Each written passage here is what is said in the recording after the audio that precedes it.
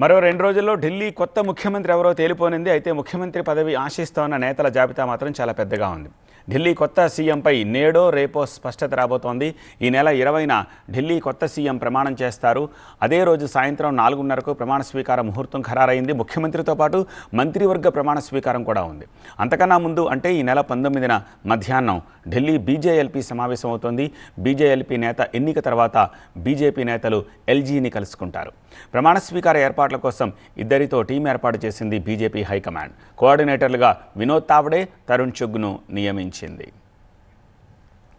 ఢిల్లీ ముఖ్యమంత్రి పదవి కోసం పోటీ తీవ్రంగా ఉంది. సీఎం రేసులో 7 సీనియర్ నేతలున్నారు. సీఎం కుర్చీ కోసం పోటీ పడుతున్న వారిలో పర్వేజ్ వర్మ, రేఖా గుప్తా, విజేందర్ గుప్తా ఉన్నారు. వీరితో పాటు సతీష్ ఉపాధ్యాయ్, ఆశిష్ సూద్, పవన్ శర్మ, అజయ్ మహావార్ కూడా సీఎం కుర్చీ కోసం ఖర్చు వేశారు.